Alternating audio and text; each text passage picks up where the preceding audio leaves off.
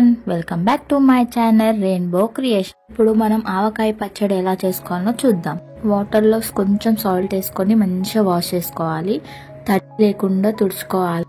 మళ్ళీ pieces cut చేసుకున్నాక కూడా మళ్ళీ వాటర్ లేకుండా తుడుచుకుంటున్నాను.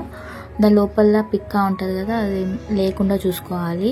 ఇప్పుడు నేను కొంతసేపు ఆరబెడతాను పీసెస్ని ఇలా.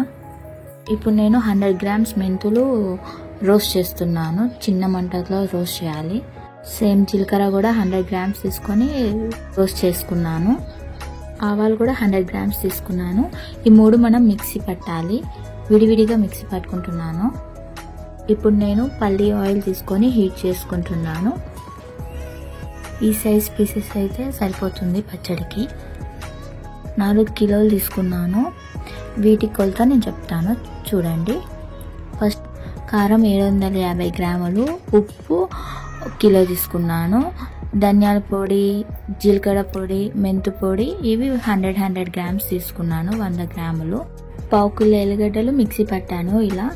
ఇంకా 1/2 కిలో ఏమో ఇలా వేయించుకున్నాను. దీంట్లోనే జీలకర్ర ఆవాలు కూడా వేసి నూనెలో వేయించాను. ఆయిల్ కూడా నేను 1 కిలో తీసుకున్నాను. ఆయిల్ హీట్ చేశాను కదా, ఇప్పుడు కూల్ అయ్యింది.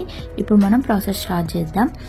ఇప్పుడు నేను కాదు, అమ్మమ్మ స్టార్ట్ చేస్తుంది ప్రాసెస్. ఇగో అమ్మమ్మ తీసుకో.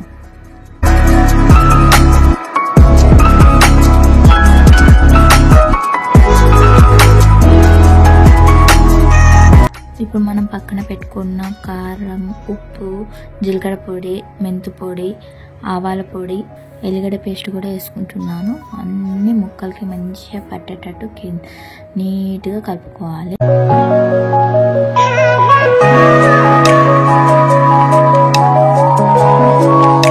ఇవన్నీ కలిసినాక తర్వాత ఆయిల్ తీసుకుంటున్నాను. చూడండి, స్లోగా కొంచెం ఆయిల్ వేసుకొని మొత్తం ముక్కలు పట్టేటట్టు కలుపుకున్నాను. లాస్ట్కి ఎల్లిగడ్డ వేయించుకున్నాను కదా, అది కూడా వేసి కలుపుతున్నాను. మొత్తం నీట్గా ముక్కలు పట్టేటట్టు. చూసారా, ఆవకాయ పచ్చడి రెడీ.